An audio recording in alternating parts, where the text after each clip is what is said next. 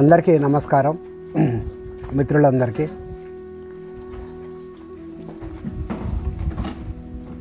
లోకా సమస్త సుఖినో భవంతు, జీవ సమస్త సుఖినో భవంతు. ఇవాళ మనం తెలుసుకోబోయే విషయం ఏంటంటే శీలం గురించి. శీలం పరం భూషణం. శీలం అనగానే మనకు ఇది నీతి వాక్యము అంటే నైతికత్వానికి సంబంధించిన విషయము అనేటువంటి భావన కలుగుతుంది. కానీ ఇక్కడ మనం నేర్చుకునే అంశం ఏంటంటే శీలం అనేది నైతికత్వానికి సంబంధించింది కాకుండా ఆధ్యాత్మిక సాధన లోపల అది ఉపయోగపడేటువంటి ఒకానొక విషయం. శీలం అనేది మామూలుగా నైతికత్వము అనే దాని మీద ఉంటుంది. ఈ నైతికత నీతి అనేది కాలం మారినప్పుడు, సమాజం మారినప్పుడు అది మారుతూ ఉంటుంది. కానీ ఆధ్యాత్మిక పరమైనటువంటి శీలం ఏదైతే ఉంటుందో అది మారదు. మనం ఆ శీలాన్ని తెలుసుకుంటే మన యొక్క ఆధ్యాత్మిక సాధనకు చాలా ఉపయోగపడుతుంది. కాబట్టి ఈ శీలం అనే సబ్జెక్ట్ని ఎంచుకోవడం జరిగింది. ఇవాళ ఇది మీ అందరితోని పంచుకోవాలని చెప్పి ఇవాళ అనుకుంటున్నాం. మనం ఈ విషయం గురించి తెలుసుకుందాం. ఈ శీలం గురించినటువంటి ఒక కథ ఉన్నది. ఒక కథ మనం తెలుసుకుందాం. ఇది మహాభారత యుద్ధం ముగుస్తుంది. మహాభారత యుద్ధం ముగిసిన తర్వాత ధర్మరాజు పట్టాభిషిక్తుడవుతాడు. ధర్మరాజు ఆ సింహాసనాన్ని అధిరోహిస్తాడు. ఆ తర్వాత కొంతకాలానికి భీష్మ పితామహుడు ఇంకా అంపశయ్య పైనే యుద్ధరంగంలో ఉంటాడు. ఆయన ఉత్తరాయణ పుణ్యకాలం కోసం ఎదురు చూస్తూ అంపశయ్య పైన ఉంటాడు. అయితే తన సోదరులతో కలిసి ఆ భీష్మాచార్యుల వారి దగ్గరికి ఈ ధర్మరాజు పోతాడు. పోయి భీష్మాచార్యులకు నమస్కరించి అడుగుతాడు, తాతగారు, నేను అరణ్యవాసం చేసేటప్పుడు చాలా ప్రదేశాలు తిరిగిన, చాలామంది ప్రజలను నేను చూసిన, చాలామంది ప్రజలు కూడా ఈ శీలము అనేటువంటి విషయాన్ని గురించి మాట్లాడుకోవడం, చాలా గొప్పగా మాట్లాడడం అనేది నేను విన్నా.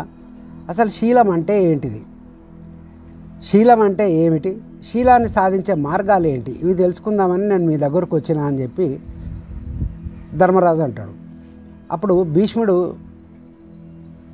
ధర్మరాజుతో చెప్తాడు, ధర్మరాజు, నువ్వు రాజసూయ యాగం చేసినావు కదా, ఆ రాజసూయ యాగం చేసినప్పుడు దాన్ని చూడటానికి దుర్యోధనుడు కూడా వచ్చినప్పుడు నువ్వు దుర్యోధనునికి ఒక బాధ్యత అప్పచెప్పినావు. ఆ బాధ్యత ఏంటిదంటే ఈ రాజసూయానికి వచ్చినటువంటి రాజులు తెచ్చే కానుకలను తీసుకొని ఆ కానుకలన్నీ ఒక దగ్గర పెట్టడం, అది దుర్యోధనునికి అప్పచెప్పిన పని. దుర్యోధనుడు నీకు వచ్చినటువంటి కానుకలు, ఆ సంపదలను చూసి చాలా ఈర్ష్య చెందాడు, చాలా కుళ్ళుకున్నాడు. ఆ తర్వాత ఆ రాజసూయ యాగం అదంతా జరిగిన తర్వాత మళ్ళీ ధృతరాష్ట్రుడు హస్తినాపురానికి వచ్చిన తర్వాత తన తండ్రి అయినటువంటి ధృతరాష్ట్ర దగ్గరికి పోయి ఆ తండ్రితోని చెప్తాడనమాట, ఇలా ధర్మరాజు రాజసూయాగం చేసిండు, చాలా సంపదలు వచ్చినాయి, చాలా కానుకలు వచ్చినాయి అని ఆ విషయం చెప్తాడు. చెప్తే ధృతరాష్ట్రుడు అడుగుతాడు, దుర్యోధన, నీకు కూడా అట్లాంటి సంపదలు పొందాలని నీకు కూడా ఉందా, ఉంటే నువ్వు కూడా రాజసూయాగం చేయి. కానీ రాజసూయాగం చేయాలంటే నువ్వు ధర్మరాజు లెక్క శీలవంతుడు కావాలి. నువ్వు ధర్మరాజు లెక్క శీలవంతుడు అయితే నువ్వు రాజసూయాగం చేయగలుగుతావు. రాజసూయాగం చేసినప్పుడు ధర్మరాజు కంటే కూడా నీకు ఎక్కువ కానుకలు వస్తాయి అని ధృతరాష్ట్రుడు చెప్తాడు. అప్పుడు మళ్ళీ దుర్యోధనుడు అడుగుతాడు, ఈ శీలం అంటే ఏంటిది, దాన్ని సాధించే మార్గం ఏంటి అని తండ్రిని ఈ దుర్యోధనుడు అడగడం జరుగుతుంది. అప్పుడు ధృతరాష్ట్రుడు చెప్తాడు, నాకు కొంతకాలం క్రిందట నారద మహర్షి ఒక కథ చెప్పిండు, నారద మహర్షి చెప్పినటువంటి కథ నీకు చెప్తే నీకు శీలం గురించి అర్థమవుతుంది అని చెప్పి ఆ నారద మహర్షి చెప్పినటువంటి కథను ధృతరాష్ట్రుడు దుర్యోధనునికి చెప్తాడు. అది ఏంటిది కథ అంటే, ప్రహ్లాదుడు తెలుసు కదా, ప్రహ్లాదుడు ముల్లోకాలను సాధిస్తాడు, త్రిలోకాధిపత్యం సాధిస్తాడు ప్రహ్లాదుడు. త్రిలోకాధిపత్యం సంపాదించిన తర్వాత ఇంద్రుడు పదవీ భ్రష్టుడవుతాడు. అంటే ఇంద్రునికి పదవి ఉండదు. ఆ పదవీ భ్రష్టుడైనటువంటి ఇంద్రుడు వాళ్ళ రాజగురువు ఎవరు? దేవతల గురువు ఎవరు? బృహస్పతి. వాళ్ళ రాజగురువు అయినటువంటి బృహస్పతి దగ్గరికి పోతాడు. పోయి అయ్యా ఇట్లా ప్రహ్లాదుడు మొత్తం నా రాజ్యాన్ని కూడా మొత్తం ఆయన స్వాధీనం చేసేసుకున్నాడు. ఇప్పుడు నా పరిస్థితి ఏంటిది? నేను ఏం చేయాలి? నేనేం చేస్తే నేను ఈ నా రాజ్యాన్ని నేను మళ్ళీ తిరిగి పొందగలుగుతా అనేది ఇంద్రుడు అడుగుతాడు. అప్పుడు బృహస్పతి ఏం చెప్తాడంటే, నాకంటే కూడా ఈ విషయం లోపల ఎక్కువ నాలెడ్జ్ ఎవరికి ఉందంటే రాక్షస గురువు అయినటువంటి శుక్రాచార్యునికి ఉంది. కాబట్టి నువ్వు శుక్రాచార్యుని సంప్రదించడం మంచిది. శుక్రాచార్యుని అడిగితే అన్ని విషయాలు చెప్తాడు. నువ్వు శుక్రాచార్యుని దగ్గర పోయి ఆయన అడుగు అంటాడు. అంటే అప్పుడు ఇంద్రుడు శుక్రాచార్యుని దగ్గర పోయి అడుగుతాడు, అయ్యా ఇది విషయం ఇట్లా జరిగింది. ఇప్పుడు నేను మళ్ళా నా సంపదలన్నీ పొందాలంటే నేను ఏం చేయాలి అని శుక్రాచార్యుని అడుగుతాడు. అప్పుడు శుక్రాచార్యుడు ఏమంటాడు, ప్రహ్లాదుడికి ముల్లోకాధిపత్యం రావడానికి కారణం ప్రహ్లాదుడికి ఉన్నటువంటి శీల సంపద. ప్రహ్లాదునికి ముల్లోకాధిపత్యం రావడానికి కారణం ఏంటిది? మీరు రెస్పాండ్ కావాలి. ప్రహ్లాదుడికి ఉన్న శీల సంపద. అయితే శీల సంపద గురించి నువ్వు డైరెక్ట్గా ప్రహ్లాదుని అడిగితేనే మంచిగా ఉంటుంది. కాబట్టి నువ్వు పోయి ప్రహ్లాదుని సంప్రదించని రాక్షస గురువు అయినటువంటి శుక్రాచార్యుడు కూడా చెప్తాడు.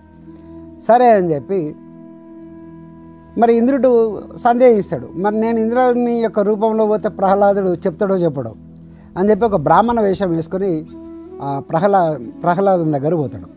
ప్రహ్లాదుని దగ్గర పోయి అడిగిన ప్రశ్న చాలా బాగుంటుంది. ఆ ప్రశ్న ఏంటంటే, నాకు ఐశ్వర్యము శ్రేయస్సు లభించాలంటే ఏం చేయాలి? ఆయన అడిగిన ప్రశ్న, ఇంద్రుడు అడిగిన ప్రశ్న ఏంటంటే, నాకు ఐశ్వర్యము శ్రేయస్సు లభించాలంటే ఏం చేయాలని అడుగుతాడు. అప్పుడు ప్రహ్లాదుడు అంటాడు, అయ్యా బ్రాహ్మణోత్తమ, నేను ఇప్పుడు ఈ ముల్లోకాల ఈ ప్రభుత్వ కార్యకలాపాల లోపల నేను తలమునకలై ఉన్నా. ఇప్పుడు నేను చెప్పలేను. మీరు కొంతకాలం ఆగి వస్తే నేను ఏదన్నా మీకు చెప్పడానికి అవకాశం ఉంటుంది. మీరు కొంతకాలం తర్వాత రండి అంటాడు. సరే అని చెప్పి ఇంద్రుడు వెళ్ళిపోతాడు. మళ్ళీ కొంతకాలం తర్వాత మళ్ళీ ప్రహ్లాదుని దగ్గరకు వస్తాడు. ప్రహ్లాదుని దగ్గరకు వచ్చి ఈసారి ఏమని అడుగుతాడంటే, మీరు ఇంత గొప్పదైన త్రిలోకాధిపత్యం మీకు ఎట్లా సాధ్యమైంది?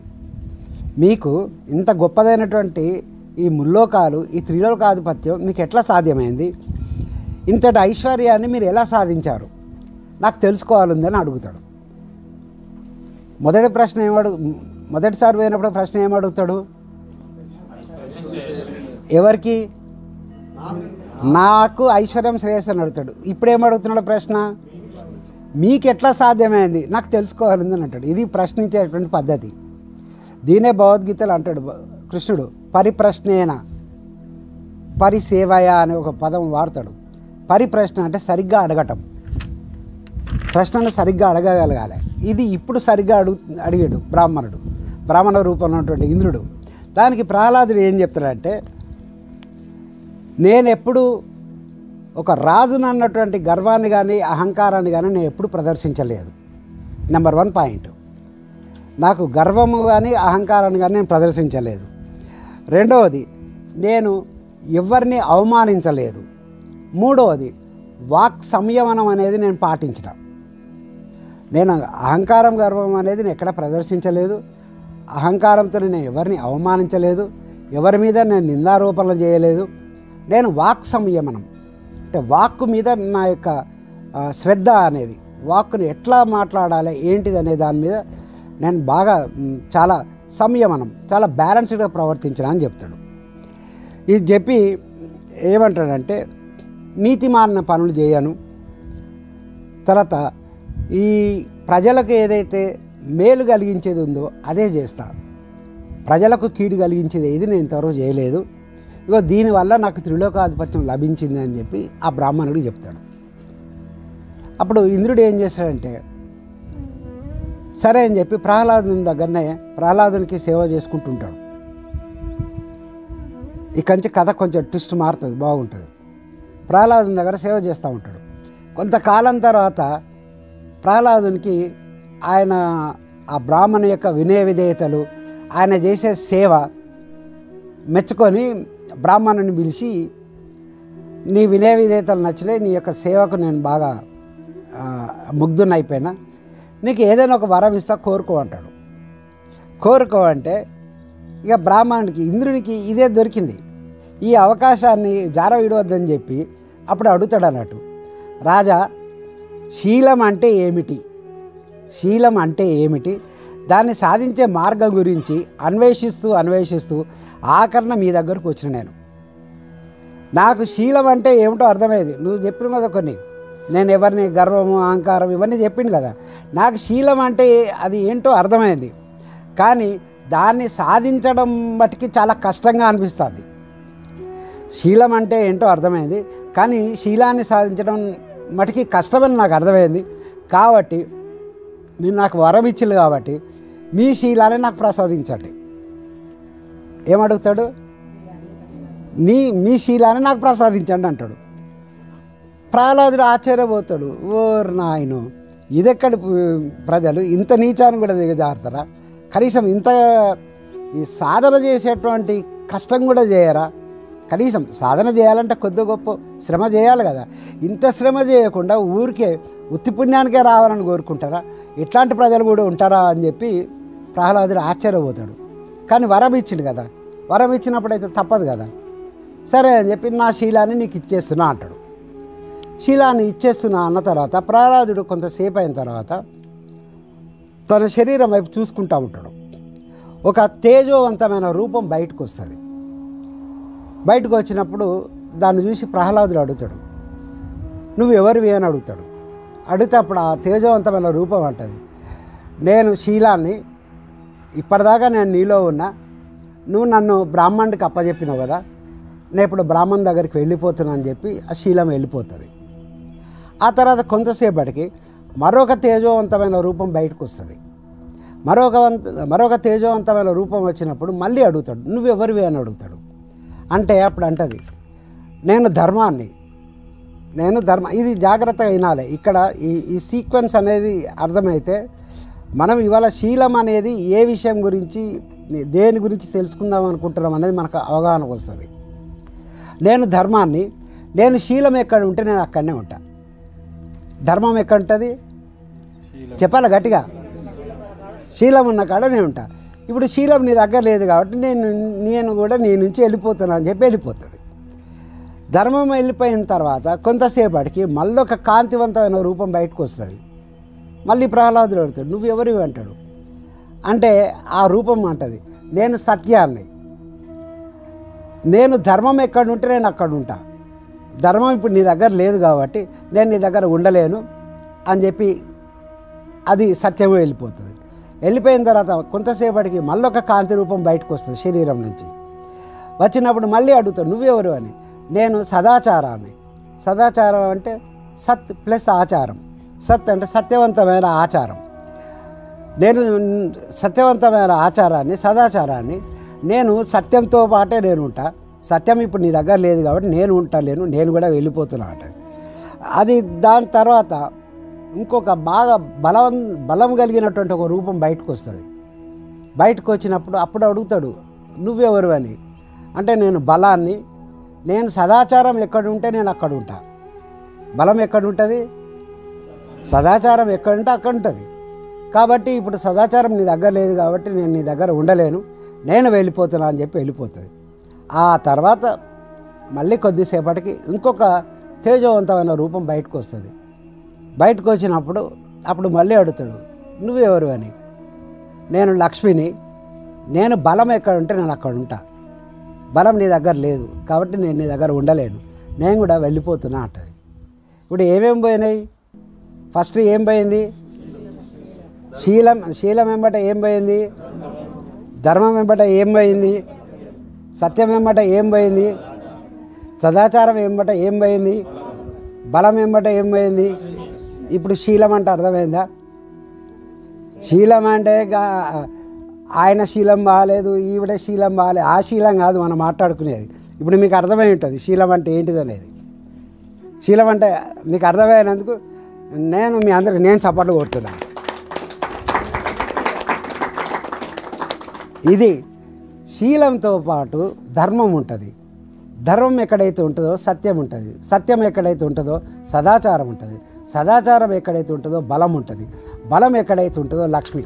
వీటన్నిటి కలయిక, వీటన్నిటితోనున్న శక్తితోనే ప్రహ్లాదుడు త్రిలోకాధిపత్యం పొందగలిగాడు.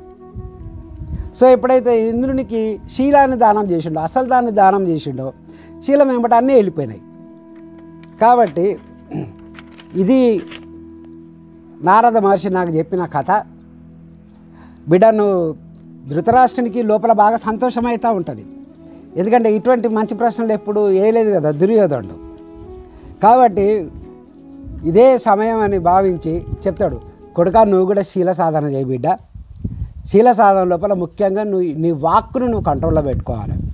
వాక్కు సంయమం అనేది ఇంపార్టెంట్. తర్వాత రెండవది ఏంటంటే నీ మనోవాక్కాయ కర్మలు, అంటే మనస్సు, వాక్కు, కాయం. మనస్సు, వాక్కు, కాయం. మనస్సుతోని కానీ నీ మాటలతోని కానీ, కాయం అంటే నీ చేతలతోని కానీ త్రికరణ శుద్ధిగా నువ్వు ఏ జీవికి కూడా హాని చేయరాదు. హాని చేయకుండా ఉండు. తర్వాత అందరినీ సమానంగా గౌరవించు. అందరినీ సమానంగా చూడు. అందరినీ గౌరవించు. తర్వాత నీ శక్తానుసారం దాన ధర్మాలు చేయి. నీ శక్తానుసారం దాన ధర్మాలు చేయి. ఏ పని చేస్తే ప్రజలకు మేలు కలుగుతుందో ఆ పనిని మాత్రమే చేయి. ప్రజలకు కీడు కలిగించేటువంటి పని ఎట్టి పరిశ్రమ చేయొద్దు బిడ్డ అని చెప్తాడు. చెప్పంగానే దుర్యోధనుడు నవ్వుకుంటా బయటికి వెళ్ళిపోతాడు. అప్పుడు భీష్ముడు చెప్తాడు, ధర్మరాజు ఇదంతా ఎవరు అడుగుతున్నారు? ఫస్ట్ ఎవరు అడిగిళ్ళు? వెనకాల వాళ్ళు చెప్పారా? మీకు అర్థమవుతుంది స్టోరీ చెప్పారా? మీరు కూడా రెస్పాండ్ కావాలి నాన్న. ధర్మరాజు భీష్ముడిని అడుగుతాడు.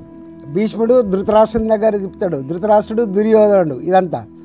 అప్పుడు భీష్ముడు అంటాడు, దుర్యోధనుడు శీలం గురించి విన్నాడు, శీలాన్ని సాధించే మార్గాల గురించి విన్నాడు, కానీ ఎప్పుడు సాధన చేయలేదు బిడ్డ, అందుకే నశించిపోయాడు అని భీష్ముడు చెప్తాడు. చెప్పగానే ధర్మరాజు అనుకుంటాడు.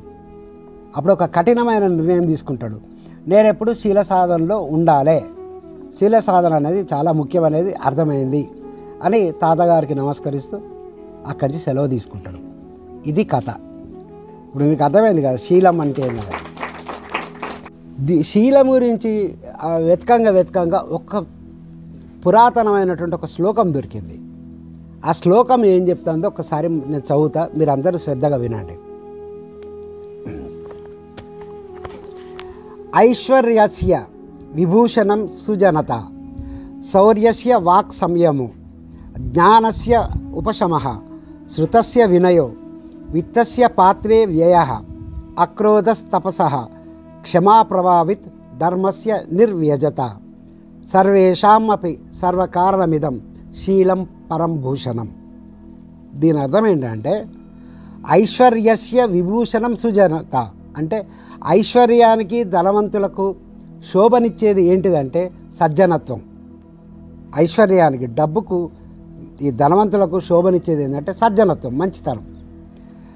తర్వాత శౌర్యస్య వాక్ సంయమం, శౌర్యులకు అంటే శూరులకు వీరులకు శోభనిచ్చేది ఏంటంటే వాక్కు సంయమనం, వాక్కును బ్యాలెన్స్గా ఉంచుకోగలగటం, అది శూరులకు వీరులకు శోభనిచ్చేది.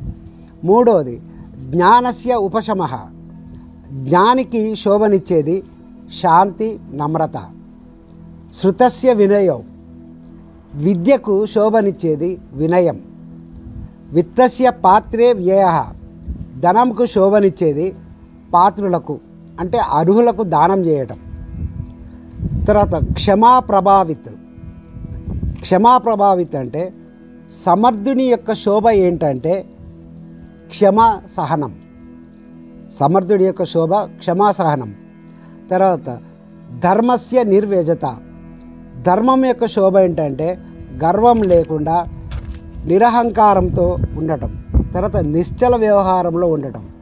నిశ్చల వ్యవహారం అంటే నిశ్చల అంటే చెలించకుండా అంటే అర్థం తన పర అనే భేదం చూడకుండా, నా వాళ్ళు బయటోళ్ళు, నా వాళ్ళు కాదు, నా కులపోడు బయట కులపోడు, ఇట్లాంటి కాకుండా అందరినీ సమానంగా చూడడాన్ని నిశ్చల వ్యవహారం అంటారు.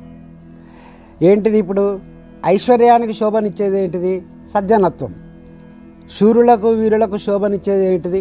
వాక్కు బ్యాలెన్సింగ్. తర్వాత జ్ఞానికి శోభనిచ్చేది శాంతి, నమ్రత. విద్యకు శోభనిచ్చేది వినయం. ధనంకు శోభనిచ్చేది పాత్రులకు అర్హులకు దానం చేయటం. తర్వాత తపం యొక్క శోభ ఏంటిది? అక్రోధం, అంటే క్రోధం లేకుండా ఉండటం. తర్వాత సమర్థుడి యొక్క శోభ ఏంటి? క్షమ, సహనం. తర్వాత ధర్మం యొక్క శోభ ఏంటిది? గర్వం లేకుండా అహంకారంలో నిశ్చల వ్యవహారంలో ఉండటం. సర్వేషామపి సర్వకారణమిదం శీలం పరం భూషణం. కానీ వీటన్నిటికీ కారణ రూపం. ఇందాక మనం కథలో విన్నాం కదా, శీలంతో ధర్మం, సత్యం, సదాచారం, బలం, లక్ష్మి, ఇవన్నీ సీరియల్గా విన్నాం కదా. వాటన్నిటికీ లీడర్ ఎవరు? శీలం. అట్లాగే ఇప్పుడు చెప్పుకున్నటువంటి విషయాలన్నిటికి కూడా శీలం అనేదే పరమభూషణం అనేది ఈ శ్లోకం యొక్క అర్థం. మన భారతదేశపు ఎంబ్లం ఏంటి? భారతదేశపు ఎంబ్లం ఏంటి? 3 సింహాలు. మన ఎంబ్లం ఏంటిది? 3 సింహాలు. 3 సింహాల మీద ఏం కొటేషన్ ఉంటుంది? ఏం మోటో? సత్యమేవ జయతే. అట్లాగే లాల్ బహదూర్ శాస్త్రి గారి పేరు మీద ఒక నేషనల్ అకాడమీ ఫర్ అడ్మినిస్ట్రేషన్, ఐఏఎస్లకు ట్రైనింగ్ ఇచ్చేటువంటి ఒకనొక ఇన్స్టిట్యూట్ ఉన్నది ముస్సోరీలో. అక్కడ పెట్టబడ్డ మోటో ఏందో తెలుసా? ఇది పెట్టబడ్డది శీలం పరం భూషణం అని. ఐఏఎస్లకు ట్రైనింగ్ ఇచ్చేటువంటి ఆ సెంటర్కు మోటో శీలం పరం భూషణం అని అక్కడ పెట్టుకున్నారు వాళ్ళు. అర్థమైందా? ఎందుకంటే ఐఏఎస్లకు అవసరం కదా. ఇది ఇప్పుడు మనం కొద్దో గొప్ప అర్థం చేసుకున్నాం. ఈ అర్థం చేసుకున్న దాంట్లో శీలం అంటే ఏదో కొంచెం అర్థమైంది, కొంచెం అవగాహన అర్థమైంది.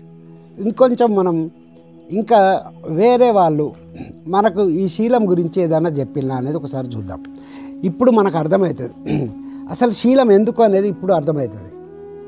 బుద్ధుని యొక్క బోధనలు కనుక విన్నట్టయితే, బుద్ధుడు తన అనుయాయులకు అంటే తన శిష్యులకు త్రిశిక్ష అంటే త్రిశిక్షణ, 3 రకాల శిక్షణ గురించి చెప్తాడు ఎప్పుడు కూడా. దాన్ని త్రిరత్నాలు, 3 రత్నాలు అనేటువంటి పేరు మీద అవి పిలబడతాయి. త్రిరత్నాలు ఏంటి? ఫస్ట్ శీలం, రెండవది సమాధి, మూడవది ప్రజ్ఞ. నాతో పాటు ఒక్కసారి అనండి. శీలం, సమాధి, ప్రజ్ఞ. శీలం, సమాధి, ప్రజ్ఞ. ఇప్పుడు మనం రివర్స్లో వద్దాం. ప్రజ్ఞ అంటే ఏంటిది? ప్రజ్ఞ అంటే మీకు అర్థమైన కాదు చెప్పండి. ప్రజ్ఞ అంటే ఏంటిది?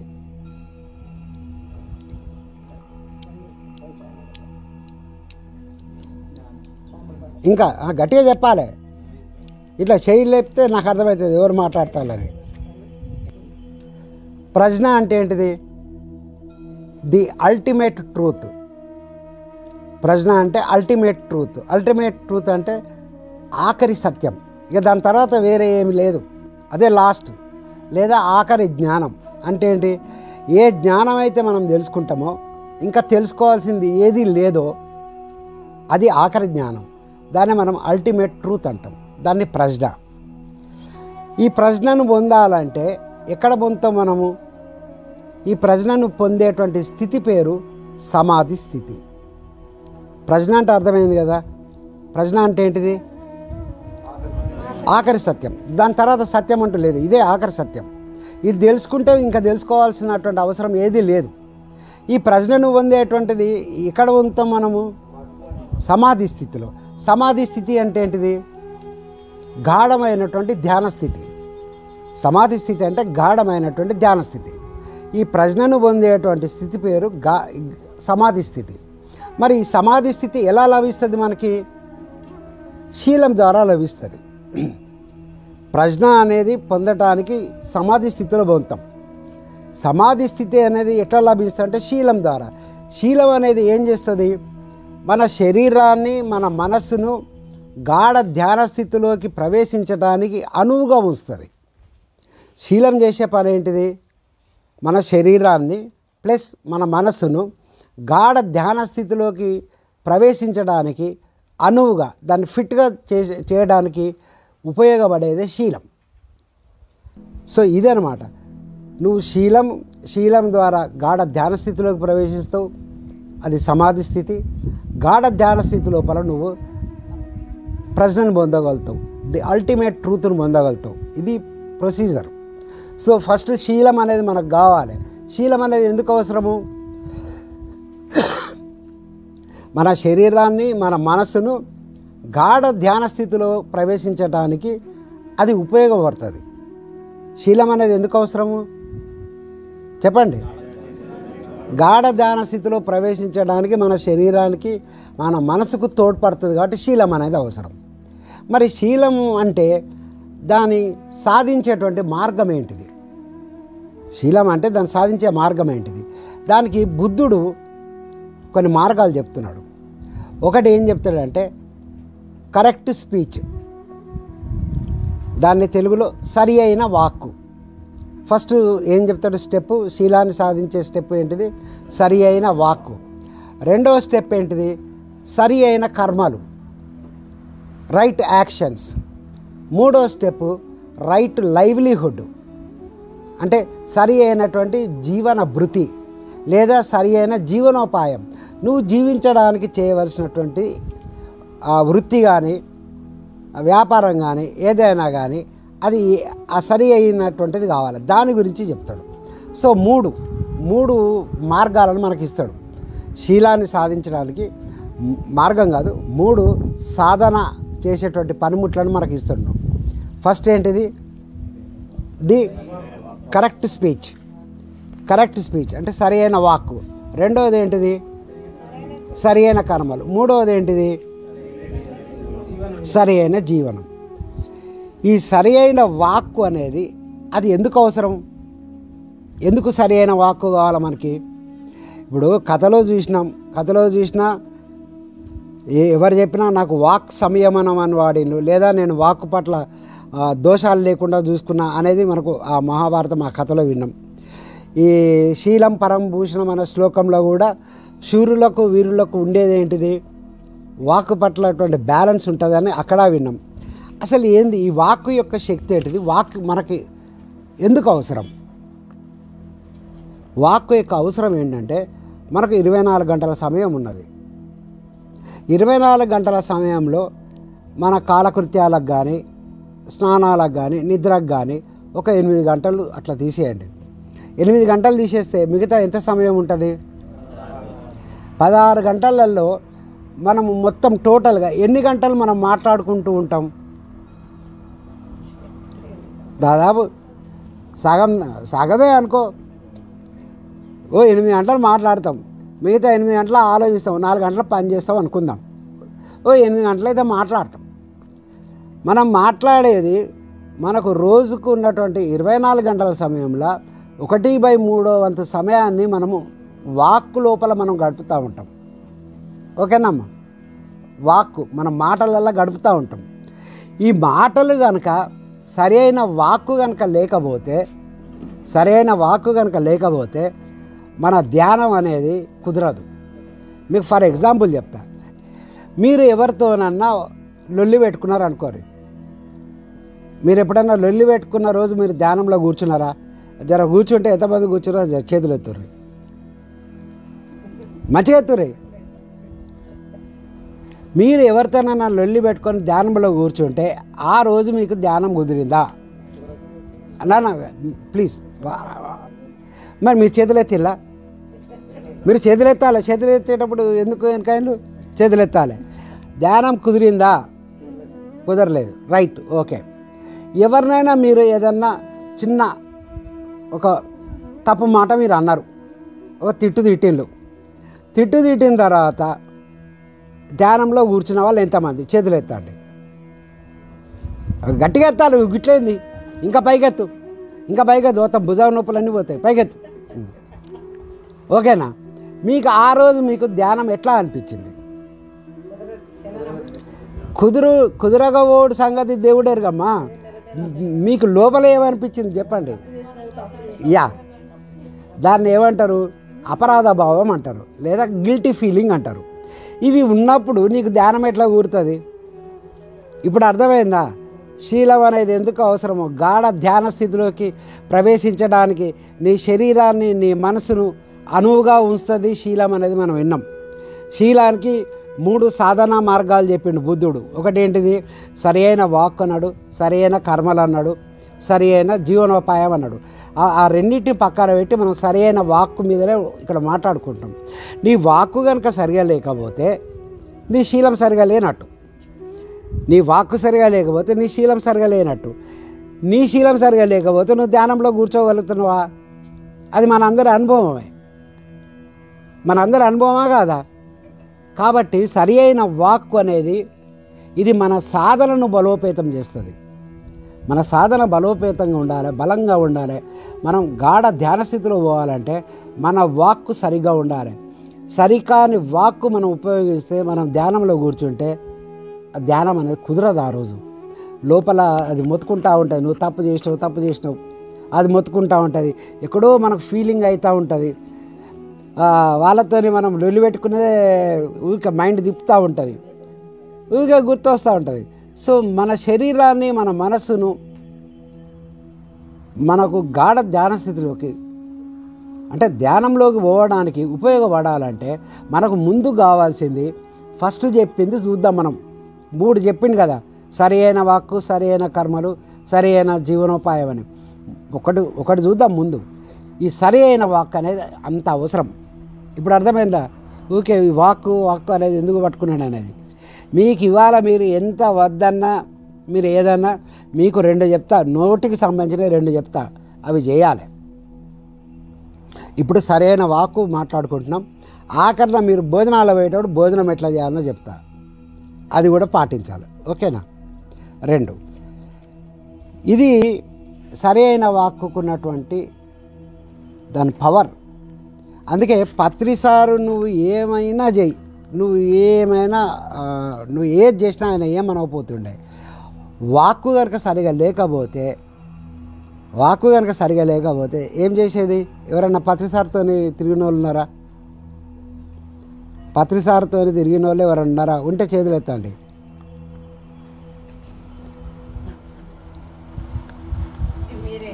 నేనే. మల్లికార్జున ఉన్నావు కదా. పత్రిసారు నువ్వు ఏది సరిగా లేకున్నా సరే, ఆయన ముందు నువ్వు సిగరెట్ కాల్చినా ఏమనపోతుండే, నువ్వు ఆయన ముందు ఏది చేసినా ఏమనపోతుండే. మాట కనుక సరిగా లేదనుకో కొట్టేటోడు. ఆయన కొడుతూ ఉంటే ఒక్కోసారి నాకే కోపం వచ్చేది. ఈయన ఊరికి అందరిని కొడతాడు ఎందుకు? సార్కి ఏం పని లేదా? ఇట్లా కొట్టుడు ఏంది? ఎట్లా కొట్టుతాడంటే భలే కొడతాడు, చెంపవిక ఫట్ పని కొడతాడు. ఏంది ఇట్లా కొట్టుడు ఏంది అని అనుకునేది. కానీ దాని తర్వాత నాకు అర్థమైంది ఈ సరి అయిన వాక్కు యొక్క బలం ఏందో అర్థమైంది. ఆయన ఎందుకు అట్లా, ఆయన కోపంతో కొట్టలే, దయతో కొట్టిండు, ప్రేమతో కొట్టిండు. ఎందుకు కొట్టిండంటే నీ వాక్కు సరిగా లేకపోతే నీకు ధ్యానం కుదరదు బిడ్డ. కాబట్టి నీ వాక్కును సరిగా ఉంచుకో అని చెప్పడం కోసమే కొట్టాడు. ఇప్పుడు అర్థమవుతుంది ఈ విషయాలన్నీ కూడా. ఆయన బ్రతుకున్నప్పుడు అర్థం చేసుకోలే. ఇట్లా చాలామంది ఉన్నారు, చాలా విషయాలు ఉన్నాయి. కాబట్టి ఈ సరి అయిన వాక్ అనేది చాలా అవసరం. ఈ సరి అయిన వాక్కు యొక్క అది ఎందుకు, దాని యొక్క ఇంపార్టెన్స్ ఏంటి, సరి అయిన వాక్కు యొక్క ఇంపార్టెన్స్ ఏంటిదని తెలుసుకుందాం. మనోళ్ళు అంటారు, నీ నోరు సరిగ్గా ఉంటే ఊరు చల్లగా ఉంటుంది, నోరు మంచిదైతే ఊరు మంచిది. అది మనోళ్ళు అంటూనే ఉంటారు. తర్వాత ఇంకొకటి ఏంటంటే, నీ మాటే నువ్వు ఏదైతే మాట్లాడతావో అదే నీ నుదుటి మీద వ్రాత అవుతుంది. అదే జరుగుతుంది. నీ నుదుటి మీద ఎవరో రాయరు, ఏ బ్రహ్మ ఎవరు రాయరు. నువ్వు ఏదైతే మాట్లాడతావో అదే నీ నుదుటి మీద వ్రాత అవుతుంది. తర్వాత సరికాని వాక్కు ద్వారా, అంటే సరికాని వాక్కు ద్వారా మన యొక్క శక్తిని మనము పొడగొట్టుకుంటూ ఉంటాం. వాక్కు యొక్క ఇంపార్టెన్స్ ఏంటంటే, మన మాట్లాడేదాన్ని బట్టే మన యొక్క నుదుటి మీద వ్రాత అవుతుంది. తర్వాత సరికాని వాక్కు ద్వారా మన యొక్క శక్తిని మనం కోల్పోతూ ఉంటాం. తర్వాత ఈ మాట అనేది ఇది మంత్రంలాగా పనిచేస్తుంది. మాట అనేది మంత్రంలాగా పనిచేస్తుంది. బాగా ఎంత ప్రభావం ఉంటుందంటే, నిన్నగాక మొన్ననే మా ఇంట్లో జరిగిన ఒక సంఘటన చెప్తా. భోజనం చేస్తున్నాం, నేను నా భార్య. మునగకాయ కూర వండేది. మునగకాయ కూర వేసుకొని తింటున్నా. నాకు మంచిగా అనిపించి నేను తింటూనే ఉన్నా. మా ఆవిడ ఉండి ఓ మాట అన్నది, ఏమండి కొంచెం మునక్కాయ కూర జర్రంతా చేదొచ్చినట్టు అనిపిస్తుంది కదా అన్నది. చేదేం లేదన్న. లేదు చేదొచ్చినట్టుగా అనిపిస్తుంది అని కొంచెం గట్టిగా అన్నది. అప్పటిదాకా నాకు మునక్కాయ కూర బాగానే ఉన్నది. ఇక అప్పుడు అనిపించడం మొదలుపెట్టింది, నిజంగానే నా చేదున అయింది అంటే. ఆ తర్వాత రాత్రి నోట్స్ రాస్తా అంటే అది గుర్తుకు వచ్చింది. ఓర్ నాయన, మాట అనేది ఒక మంత్రంలాగా పనిచేస్తుంది. మన మాట అనేది ఒక మంత్రంలాగా పనిచేస్తుంది. తర్వాత మీకు ఒక ముఖ్యమైన రహస్యం ఒకటి చెప్తా. ఎందుకు వాక్కును, సరి అయిన వాక్కును మనం పెట్టుకోవాలి, సరైన వాక్కు పట్ల జాగ్రత్తగా ఉండాలి అని ఎందుకు అంటున్నా అంటే, ఎవరికైతే వాక్శుద్ధి ఉంటుందో వాళ్ళ విశుద్ధి చక్రం అనేది ఎక్కడ ఉంటుందని అంటారు? విశుద్ధి చక్రం అనేది యాక్టివేట్ అవుతుంది. ఈ విశుద్ధి చక్రం అనేది యాక్ట్ కావాలంటే నీ వాక్కు శుద్ధి కలిగి ఉండాలి. నీ వాక్కు సరి అయిన వాక్కు అయి ఉంటే నువ్వు ఏం చేయాల్సిన అవసరం లేదు. నీ వాక్కు పట్ల నువ్వు జాగ్రత్తగా ఉంటే నీ యొక్క విశుద్ధి చక్రం యాక్టివేట్ అవుతుంది. నువ్వు ఏది కోరుకుంటే అది జరుగుద్ది. నువ్వు ఏదంటే అది అయితే తీరుతుంది. ఒక ఋషి, ఒక మునో శాపం పెట్టిండు, అది చేసిన మన కథలలో వింటూ ఉంటాం. నువ్వు ఇట్లా అయిపోవంటే వాడు అయిపోతాడు. అంటే వాళ్ళకున్న పవర్ ఎక్కడి నుంచి వచ్చింది? వాక్శుద్ధి. సో మనందరం కూడా సరే, మనకు ఆ పవర్ సంగతి దేవుడు ఎరుగు. ముందు మనం మంచి ధ్యాన స్థితిలో ఉండాలంటే మనకు వాక్కు కావాలి. సరైన వాక్కు ఉంటేనే ఆ శీలం అనేది బాగున్నట్టు. అది బాగుంటేనే మనం మంచి ధ్యాన స్థితిలో ఉంటాం.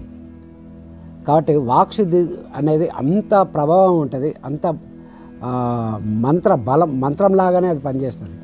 కాబట్టి సరి అయిన వాక్కును మనం సాధన చేయాలి. ఈ సరి అయిన వాక్కు అది పూర్తిగా అర్థం కావాలంటే, ఒక విషయం మనకు అర్థం కావాలంటే దాన్ని ఆపోజిట్ సైడ్కి పోతే మనకు ఇది ఈజీగా అర్థమవుతుంది. సరి అయిన వాక్కు ఆపోజిట్ ఏంటిది?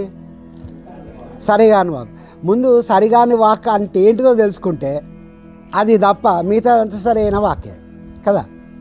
సరైన వాక్కు అనేది డైరెక్ట్గా తోవల పోవడానికి ప్రయత్నం చేస్తే మనకు కష్టమవుతుంది. కాబట్టి సరికాని వాక్కు అనేది ఏందో తెలుసుకుంటే సరైన వాక్యం ఏందో మనకు కొంచెం అర్థమవుతుంది. ఏదైతే చేయకూడదో తెలుసుకుంటే అది తప్ప మిగతా అన్నీ మనం చేయదగ్గాయి అనేది అర్థమవుతుంది కదా. అబ్బా, ఎంత బాగా చెప్తున్నారా మీరు, మీ అందరి సపోర్ట్లు.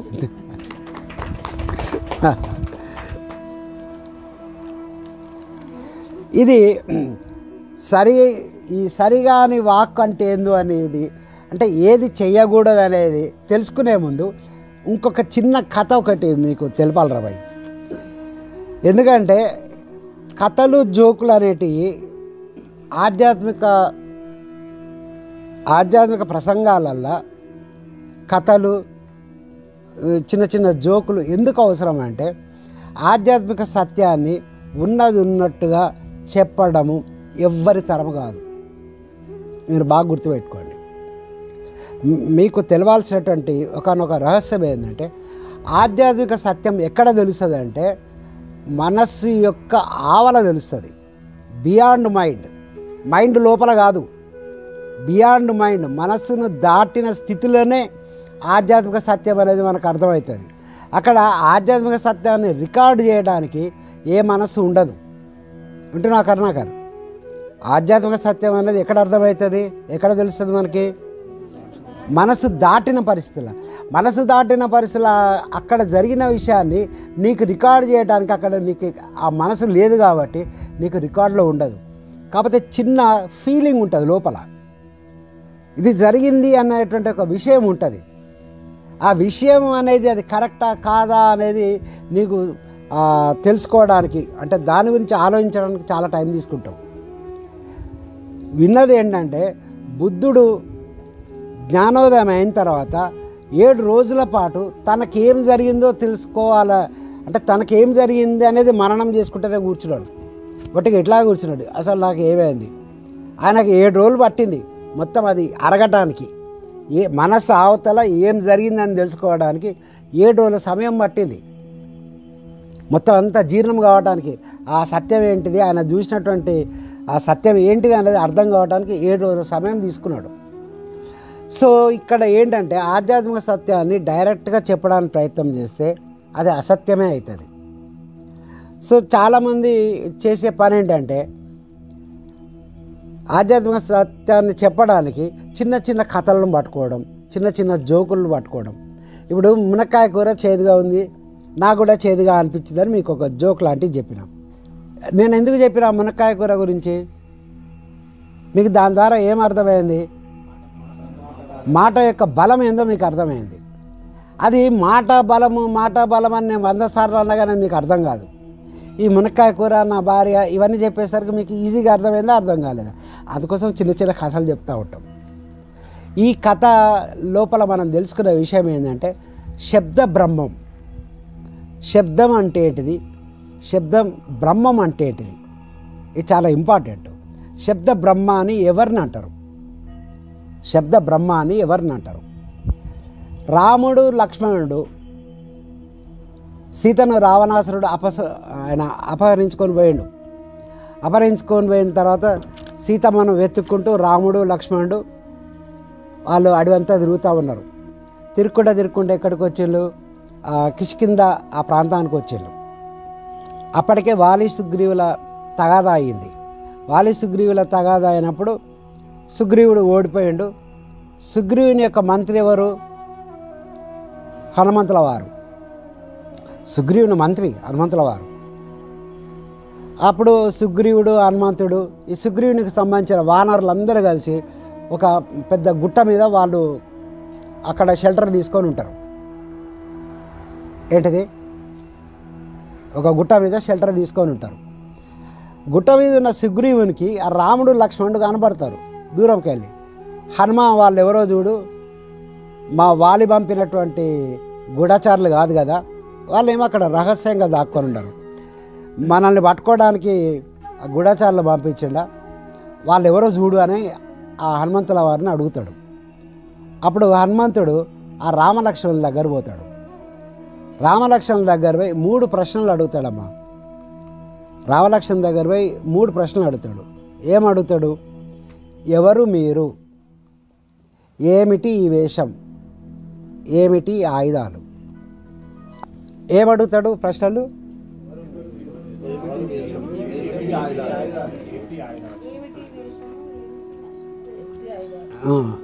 ఎవరు మీరు ఏమిటి వేషం. వాళ్ళు నారవస్త్రాలు కట్టుకున్నారు. రామలక్ష్మణుడు నారవస్త్రాలు కట్టుకొని ధనుర్బాణాలు ధరించున్నారు. నారవస్త్రాలు ఎవరు కట్టుకుంటారు, సన్యాసులు కట్టుకుంటారు.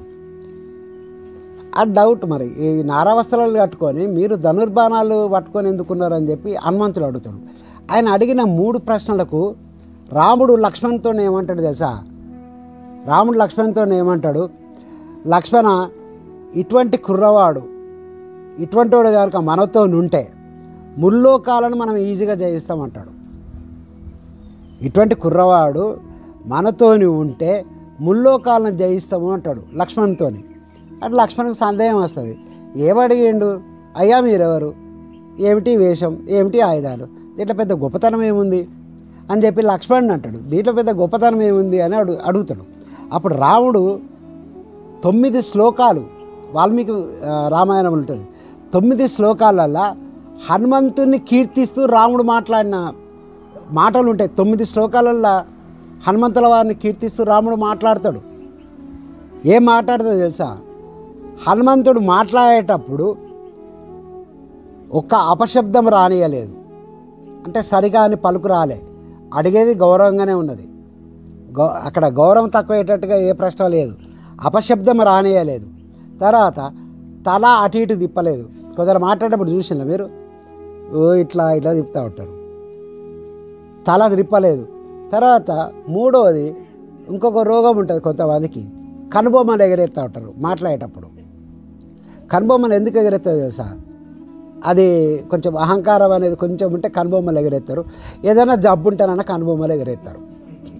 ఈ రెండిట్లో రాముడు లక్ష్మణ్తో అంటాడు, లక్ష్మణ ఒక అపశబ్దం రానియలేదు, తల అటు ఇటు తిప్పి మాట్లాడలేదు, కనుబొమ్మలు ఎగరేయలేదు. ఇది మాట్లాడేటువంటి తీరు అని చెప్తాడు.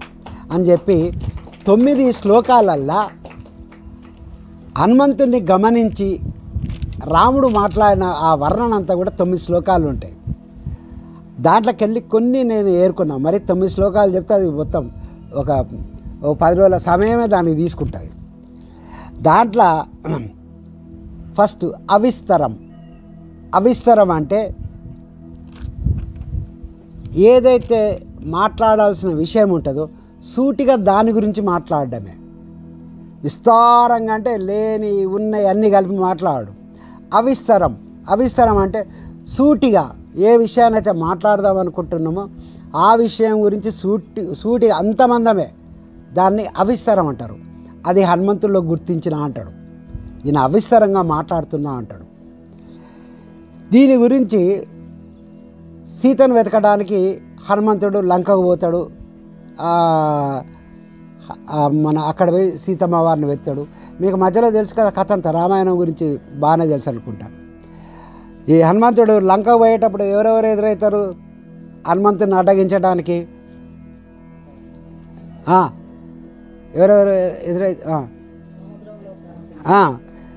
మాయనాకుడు ఒకడు అడ్డమవుతాడు. తర్వాత సురసి అని ఒక తాటక కాదు నాన్న, సురసి అని ఒక రాక్షసి, ఒక సిమీక అనే ఇంకొక రాక్షసి, తర్వాత లంకిని, ఆ లంకాపురం అది ఆ లంకాపురం అదేంది ఆ రక్షకురాలు, ఆ గసిరేట లంకిని, తర్వాత రావణాసురుడు కొడుకు ఇంద్రజిత్తు, తర్వాత ఇంకా లంకలో ఉండేటువంటి రాక్షసులందరూ కూడా హనుమంతుడిని అడ్డగించే ప్రయత్నం చేస్తారు. పోతాడు, ఆ సీతమ్మ వారిని చూస్తాడు, అదంతా అయిపోతుంది. మళ్ళా ఈ రాముడు ఉన్నటువంటి ప్రదేశాలు తిరిగి వస్తాడు. తిరిగి వచ్చేటప్పటికి వీళ్ళకు అందరికీ అర్థమైపోతుంది, మిగతా వానరులందరికీ, జాంబవంతుడు ఇట్లాంటి మేధావులు ఉన్నారు కదా, హనుమంతుడు సీతమ్మ జాడను పసిగట్టిండు అనేది అర్థమైపోతుంది. అర్థమై మిగతా వానరులో చెప్తారు, మన హనుమంతుడు సీతమ్మ వారు ఎక్కడున్నారో కనుక్కొని వచ్చేసాడని. ఇక అందరూ వానరముఖ కదా, నేను చూసిన సీతను ఓ ముత్తుకుంటా రాముని దగ్గరికి వస్తూ ఉంటారు. ఎవరు చూడు నేను చూసిన సీతను అని చెప్పి ముత్తుకుంటూ వస్తూ ఉంటారు. అప్పుడు రాముడు అందరినీ నిశ్శబ్దం అని చెప్పి మీలో సీతను చూసింది ఎవరు అంటాడు. ఇప్పుడు మీరు జాగ్రత్త వినాలి ఇట్లాంటివి. మీలో సీతను చూసింది ఎవరు అంటాడు. అప్పుడు హనుమంతుడు ఒక అడుగు ముందుకు వేసి దానికి మన వంగి నమస్కరించేటువంటి భంగిమ ఉంటుంది. ఎడమకాలను వంచి కుడికాలను స్ట్రైట్గా పెట్టి కూర్చుంటారు. అది నమస్కారం పెట్టేటువంటి పద్ధతి. అక్కడ నమస్కారం పెట్టి, రామ, సీతమ్మ లంకలో ఉన్నది, ఆమె క్షేమంగా ఉన్నది. మీరు ఇచ్చినటువంటి ఉంగరాన్ని సీతమ్మకి ఇచ్చిన, ఇదిగో సీతమ్మ మీకు తన గుర్తుగా ఇచ్చినటువంటి చూడమని అని చెప్పి రామునికి ఇస్తాడు. ఆయన మాట్లాడింది ఏం మాట్లాడిండు? నేను సీతమ్మను శ్రీలంకలో చూసిన, ఆమె క్షేమంగా ఉన్నది, నువ్వు ఇచ్చిన ఉంగరం ఆమెకి ఇచ్చిన, ఇగో ఆమె ఇచ్చినటువంటి వస్తువు నీకు ఇస్తున్నా. అంతేగాని ఇక రామా మనోళ్ళు మాట్లాడతారు కొంతమంది, ఏమారవేగా ఏం చెప్పారా రామా, ఇది చూస్తారేమో 100 యోజనాలు ఉన్నది, ఈడికెళ్ళి ఎగురుతున్నా ఎగరపోతున్నా, ఇక లంగోటి గట్టిగా బిగించి కట్టినా, గుట్ట ఎక్కినా, ఎట్టయితే అట్ట అయింది. ఇక రాముడు చెప్పిండు, ఆయన నేను చేయకపోతే బాగుండదు కదా. ఎగిరినా రామా, ఇక పోతాండ మధ్యలో మాయనాకురు పర్వతం లడక్కొని ఇట్లా పైకి వచ్చి నన్ను ఆపిండు, వాహంతో యుద్ధం చేసిన, ఆ తర్వాత ఇవన్నీ కథలు చెప్తావు, అసలు సంగతి చెప్పు. అంటే ఎంతసేపు మనిషి యొక్క తత్వం ఏంటంటే, మనకు ఏదైనా పని అప్పచెప్పినప్పుడు ఏమైంది భీమన్న ఆ పని అయిందా అని అడిగినప్పుడు ఆ పని అయిందా కాలేదు అంతవరకు చెప్పాలి. నేను ఇంత కష్టపడ్డా ఇది చెప్పడం ఏంటంటే అది నా లోపల అహంకారాన్ని ప్రదర్శించడం. నా లోపల ఏదైతే అహంకారం ఉంటుందో నేను చేసిన ఆ పని నేను కాబట్టి చేసిన ఇంకోటైతే చేయకపోవు, ఈ అహంకారం ఏదైతే ఉంటుందో ఇది ప్రదర్శించాలని ప్రయత్నం చేస్తూ ఉంటుంది. అది అప్పుడు ఏమైందంటే అసలు అడిగిన ప్రశ్నకు సూటిగా సమాధానం చెప్పకుండా ఇవన్నీ చెప్పుడైతే అన్నట్టు ముక్కు ఎక్కడంటే ఇట్లా ఇట్లా తిరిగి వచ్చి చెప్పుడైతుంది. దీన్ని విస్తారంగా మాట్లాడడం అంటారు. ఇక్కడ రాముడు అనేది ఏంటంటే అవిస్తరం, సూటిగా అడిగిన దానికే చెప్పడం. ఇది సరి అయిన వాక్కు. సరిగాని వాక్కు ఏంటంటే సోది చెప్పడం. అర్థమైందా? ఎప్పుడన్నా మిమ్మల్ని ఎవరన్నా అడిగితే సూటిగా అడిగిన దానికే సమాధానం చెప్పండి, అంతకు మించి ఎక్కువ చెప్పకూడదు. ఎందుకంటే మన వాక్కు ద్వారా మనం శక్తిని కోల్పోతూ ఉంటాం. వాక్కు ద్వారా శక్తి బాగా కోల్పోతూ ఉంటాం, అది కోల్పోవద్దు మనం. సో అవిస్తరం అంటే అడిగిన దానికి డైరెక్ట్గా సమాధానం చెప్పడం, అది అవిస్తరం. రెండవది అసందిగ్ధం. అసందిగ్ధం లోపల ఏంటంటే అక్షరాలు మింగద్దు. మాట్లాడేటప్పుడు కొంతమంది మధ్య మధ్యలో అక్షరాలు మింగేస్తూ ఉంటారు. అక్షరాలు మింగద్దు. మాట్లాడేటప్పుడు మాటకు గ్యాపులు బాగా రావద్దు. తర్వాత సందిగ్ధంగా మాట్లాడద్దు. సందిగ్ధంగా అంటే అనుమానంగా మాట్లాడద్దు. ఈ అనుమానంగా మాట్లాడడానికి కొన్ని పదాలు ఉంటాయి. ఏ అనేది వస్తుంది లాస్ట్లో ఏ అక్షరానికైనా ఏ అని దీర్ఘం తీసినాం అనుకో అది అనుమానపడుతూ మాట్లాడినట్టు. ఒకసారి మునిగడపలో పత్రిజీ గారితో ప్రోగ్రాం చేసినాం. మునిగడపలో పత్రిజీ గారితో ప్రోగ్రాం చేసినాక ఆ ప్రోగ్రాం అయిపోయాక చంద్రమౌళి గారి ఇంటికి పోయినాం, ఏది భోజనం చేద్దామని. చంద్రమౌళి గారు చపాతీలు ఏవో అరేంజ్ చేసాడు. నేను చపాతీ తింటున్నా. భీమేష్ ఎట్లా అయింది ప్రోగ్రాం అన్నాడు. నేను నోరు జారి బాగానే అయింది అన్నా. అంటే అమ్మ నన్ను చపాతీ తినలేదు తల్లి, అర్ధ గంట సేపు అంటే అంటే ఏంటిది, దాని అర్థం ఏంటిది, నువ్వు మాట్లాడింది అర్ధ గంట సేపు క్లాస్ తీసుకున్నాడు. అమ్మ నేను అట్లా మాట్లాడా, నాకు అసలు యాక్చువల్గా ఏ ఉద్దేశం లేదు, బాగా ఉంది అనే దాని వల్ల నేను బాగానే అన్నా. నే అనేది అది వంకర మాట, అది వంకర మాట. నువ్వు ఏదో బాగానే ఉన్నది అంటే ఏంది, ఇక నువ్వు పెద్ద శిర కొరుకున్నావు, దాన్ని నాకు చూపెడుతున్నావు, బాగానే ఉంది. ఈ నేను అంటే వంకరగా మాట్లాడడం, ఇది మాట్లాడద్దు. ఆ రోజు క్లాస్ వీకినా కానీ నాకు కూడా ఎక్కడన్నా చాలా జాగ్రత్తగా బాగా ఉంది అంతే.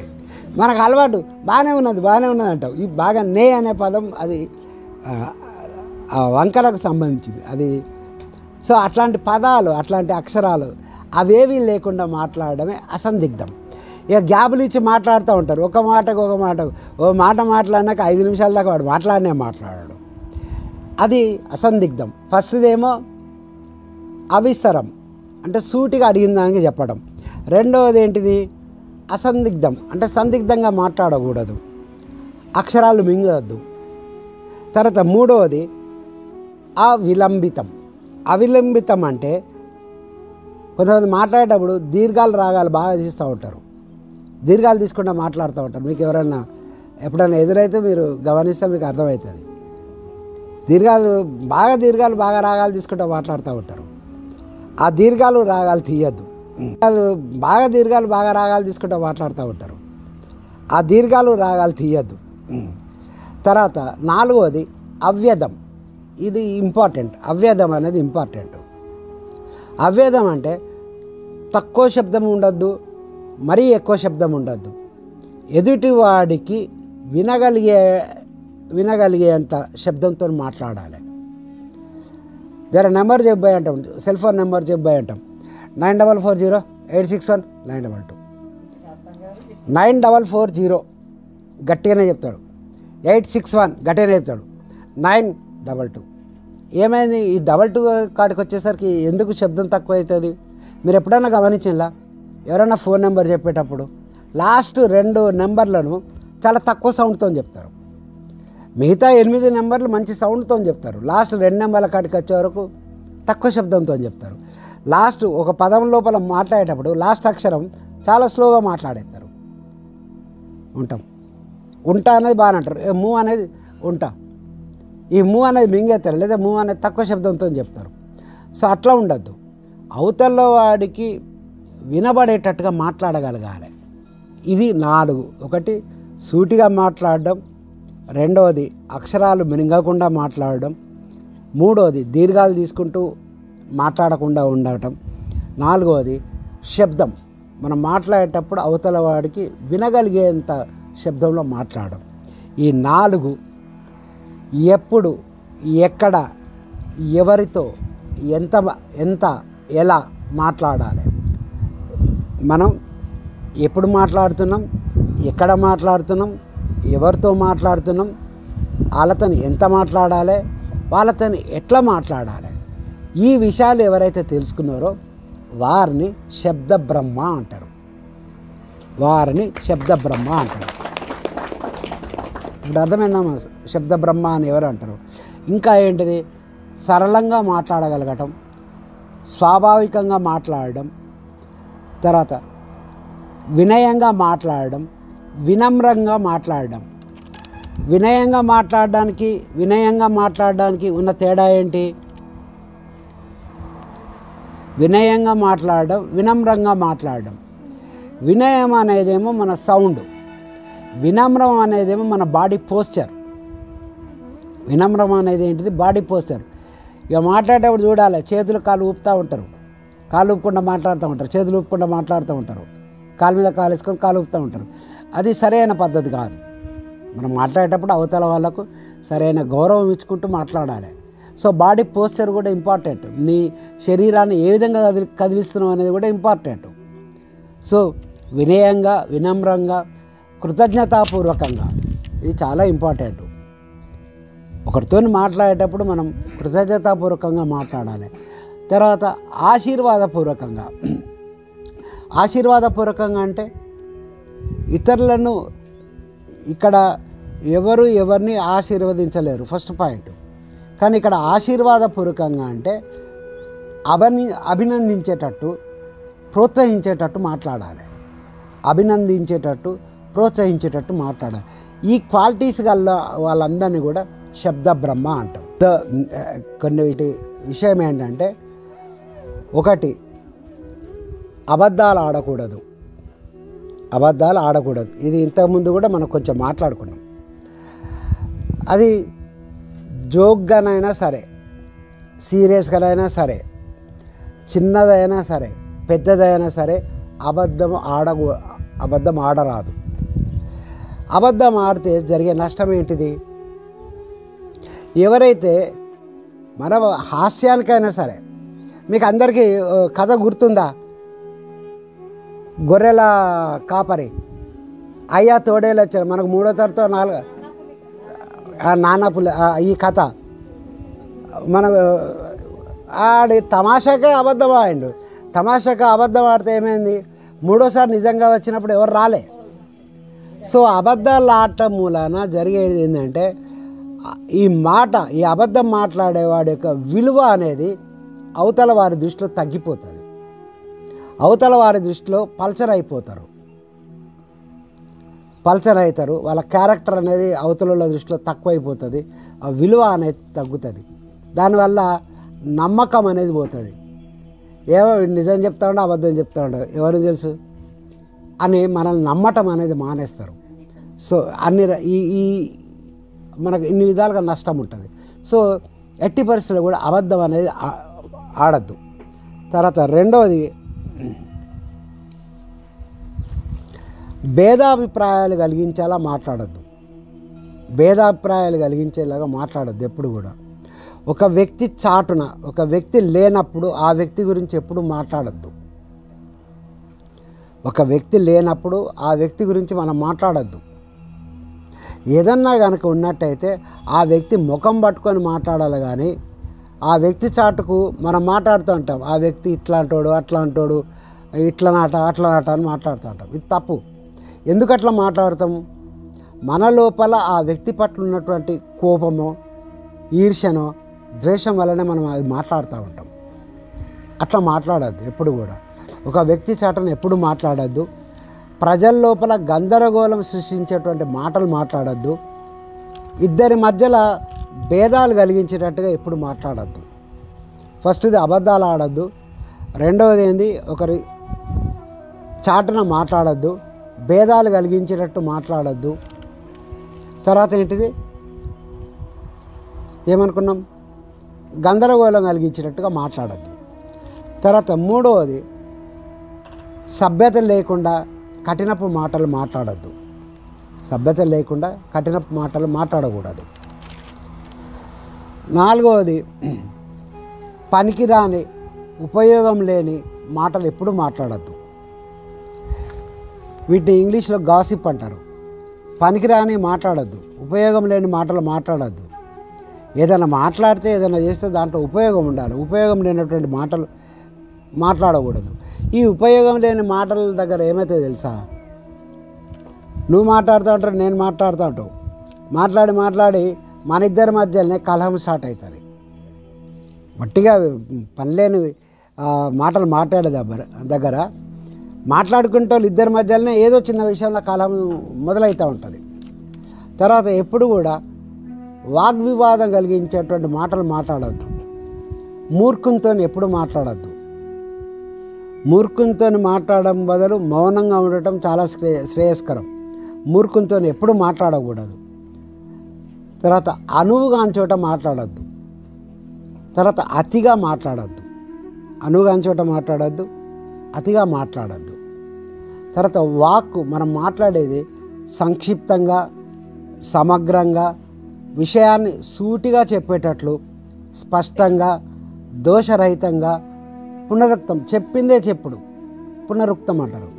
చెప్పిందే చెప్పడం కాకుండా ఊత పదాలు లేకుండా ఉండాలి. కొంతమంది మాట్లాడుతుంటే ఊత పదాలు ఎక్కువ ఉంటాయి, ఊత పదాలు బాగా వాడుతూ ఉంటారు. సో ఇవి లేకుండా మాట్లాడగలగాలి. తర్వాత వాక్కు అనేది ఇతరుల మీద నిందారోపణ చేసేటట్టుగా ఎప్పుడు ఉండద్దు.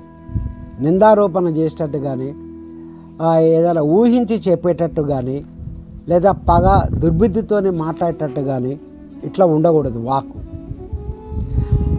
తర్వాత మీ యొక్క వ్యతిరేక భావనలు, మీ యొక్క నెగటివ్ విషయాలను మాట్లాడేటప్పుడు ఆ సంభాషణలోకి తీసుకురావద్దు.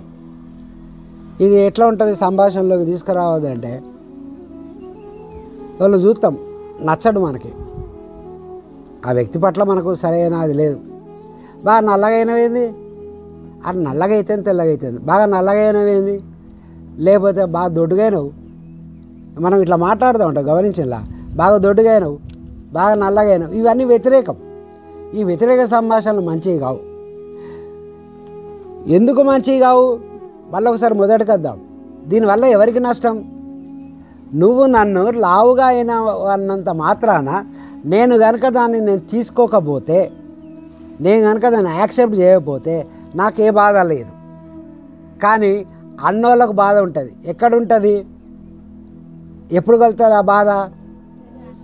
ధ్యానంలో కూర్చున్నప్పుడు అప్పుడు చూపెడుతుంది, మొత్తం నీ అంతరాత్మ చూపెడుతుంది. ఎవడైతే మాట్లాడతాడో వాని అంతరాత్మ మొత్తం ధ్యానంలో సినిమా చూపెడుతూ ఉంటుంది, నీ ధ్యానం కుదరకుండా చేస్తుంది. ఇక్కడ నష్టపోయేది ఎవరు? ఎవరైతే అట్లా మాట్లాడినో వాళ్ళకే నష్టం.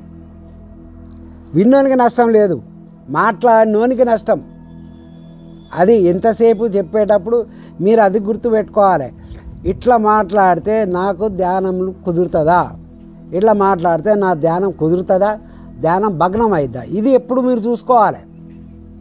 మీరు ఎప్పుడు ఒక మాట మాట్లాడే ముందు, నేను ఇట్లా మాట్లాడే ముందు చూసుకోవాలి, ఇట్లా మాట్లాడితే నా ధ్యానం సరిగ్గా కుదురుతుందా, లేకపోతే నేను గిల్టీ పశ్చాత్తాప పడాల్సి వస్తుందా, నేను అపరాధం చేసినటువంటి భావన నా లోపల ఉంటుందా అనేది చూసుకోవాలి. చూసుకున్నాకనే మాట్లాడాలి. అర్థమైందమ్మా?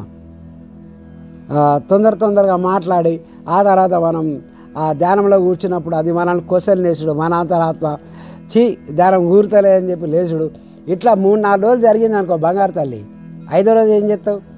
ధ్యానం ఏందో కానీ మంచిదే కానీ నాకైతే కూరుతలేదు, ఇక బంద్ చేస్తా. ఎవరు నష్టపోతున్నారు?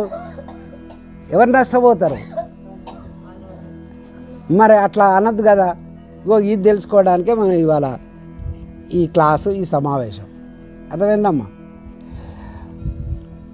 ఒకరిని అడుగుతాడు ఫ్రెండు, అదేంద్రబాయ్ బాంబే పోతామని నీ భార్య నువ్వు కలిసి ఎయిర్పోర్ట్ వేయలు కదా, ఎయిర్పోర్ట్ వేయలు వాళ్ళు పొద్దుగాల చూసిండు ట్యాక్సీలో పోయేటప్పుడు, అదేంది మళ్ళా ఇంటికి వచ్చేసి మన ఫ్లైట్ మిస్ అయిందా అని అడుగుతాడు. ఆడ ఆ ఫ్రెండ్ చెప్తా ఉన్నాడు, వాళ్ళ ఫ్రెండ్ అట, నా భార్య ఫ్రెండ్ అట, ఎవరు ఆమె కలిసింది, అంత బాగానే ఉంది వదిన, కానీ నీ జాకెట్ తగ్గట్టు నీ చీర మ్యాచింగ్ లేదన్నది, నీ జాకెట్ తగ్గట్టు నీ చీర మ్యాచింగ్ లేదన్న వరకల్లా నా భార్య ఆ ఫ్లైట్ మిస్ చేసి చీర మార్చుకోవడానికి ఇంటికి వచ్చింది అంటాడు. సో నీ డ్రెస్ బాగాలేదు, నువ్వు నల్లగా అయినావు, నువ్వు లావుగా అయినావు. పాపం కొంతమంది తీసుకుంటే వాళ్ళు ఉంటారు, ఆ మాటల్ని తీసుకుంటారు, వాళ్ళు ఇబ్బంది పాలవుతారు. కాబట్టి ఎట్టి పరిస్థితుల్లో కూడా మన లోపల ఉన్నటువంటి వ్యతిరేక భావనలను మన మాటలకు రానియద్దు. అది చాలా జాగ్రత్తగా గుర్తుపెట్టుకొని మాట్లాడాలి. తర్వాత ఈ ఒట్టులు కొంతమంది మాట్లాడుతుంటే నేను చూసిన, 2-3 చూసిన, నిజం సార్ నేను మాట్లాడేది ప్రామిస్ నిజం, నమ్మతలేరు, గాడ్ ప్రామిస్ నిజం సార్, నీ మీద ఒట్టు, నా మీద కొడుతు, ఎవరు నాయుడు నేను ఉండాలో పోవాలా, నీ మీద ఒట్టు సార్, నేను నిజమే చెప్తారా, నీ మీద ఒట్టు, నా మీద ఒట్టు. ఈ ఒట్టులు పెట్టడం అనేది తప్పు. ఒట్టులు పెట్టుకుంటూ మాట్లాడద్దు. తర్వాత శాపనార్థాలు పెట్టుకుంటూ మాట్లాడద్దు. ఇవి మనం జాగ్రత్తగా ఉండాల్సినటువంటి విషయాలు. మనం ఇట్లా మాటలలో మాట్లాడదు. మన మాటలలో ఎంతసేపు అవతల వ్యక్తికి సంతోషం కలగాలి, మనకు సంతోషం కలగాలి, అవతల వ్యక్తి సుఖంగా ఉండాలి, మనము సుఖంగా ఉండాలి. మీరు ఒక్కటే, మీరు చూసుకోవాల్సిన విషయమల్లా ఒకటే, నేను ఇట్లా మాట్లాడితే నాకు ధ్యానం కుదురుతుందా, ధ్యానం భగ్నం అవుతుందా, అంతే మీరు చూసుకోవాల్సింది. ఇంకా ఏం చేయాల్సిన అవసరం లేదు అమ్మా. మీ కొలమానం ఏంటిది, మీరు కొలుసుకునేటువంటి పద్ధతి ఏంటిది, ఇట్లా మాట్లాడితే నాకు ధ్యానం కుదురుతుందా, ధ్యానం భగ్నం అవుతుందా, ఇదే మీరు చూసుకోవాల్సినటువంటి పని. ఇవన్నీ విషయాలు ఎందుకు చెప్తున్నా, ఇక్కడ మనకు అర్థమైనటువంటి విషయం ఏంటిది, వీటన్నిటి వెనకాల ఉన్నటువంటి రహస్యం ఏంటిది, సరైన వాక్కు. ఎందుకు సరైన వాక్కు సరిగ్గా ఉండదు, దానికి కారణం ఏంటిది? శీలము నాన్న, శీలం లోపల ఒక భాగం సరైన వాక్కు. మన వాక్కు సరిగ్గా లేకపోవటానికి మూల కారణం ఏంటిది? రైట్, మన వాక్కు సరిగ్గా లేకపోవడానికి మూల కారణం ఏంటంటే మన లోపల ఉన్నటువంటి అహంకారం. మన లోపల ఉన్నటువంటి అహంకారం. అహంకారం 2 రకాలుగా ఉంటుంది. అహంకారం 2 రకాలుగా ఉంటుంది. ఒకటేమో కాళ్ళ మీద నిల్చొని ఉంటుంది, తలకాయ పైన ఉంటుంది, కాళ్ళ మీద నిల్చొని ఉంటుంది. ఇంకోటి తల మీద నిల్చొని కాళ్ళు పైకి పెట్టి తల కిందులుగా కూడా ఉంటుంది అహంకారం. చాలా బాగా గమనించుకోవాలి. ఇప్పుడు మనం చూసినాం చూడు, నల్లగా అయిన బిడ్డ, ఇది ఉల్టా అహంకారం అన్నట్టు. ఈ అహంకారంతో మాట్లాడేందో అది కొంచెం మనం కఠినంగా మాట్లాడడం, అసభ్యంగా మాట్లాడడం, ఇవి ఉంటాయి. అసలు ఈ అహంకారం అంటే ఏంటిది, ఇది కనుక అర్థమైతే మనకు సరి అయిన వాక్కు కొంతమేరకు మనకు అర్థమైనట్టు. దీని మీద గోరఖ్నాథ్ అనేటైనా బాగా చెప్తాడు. గోరఖ్నాథ్ అనే మహానుభావుడు మత్స్యేంద్రనాథ్ అంటే స్వయంగా శివుడు అంటారు. మత్స్యేంద్రనాథ్ అంటే స్వయంగా పరమశివుడు. పరమశివుని యొక్క శిష్యుడు గోరఖ్నాథ్. ఆ గోరఖ్నాథ్ అంటే ఆయన చెప్తూ ఉంటాడు,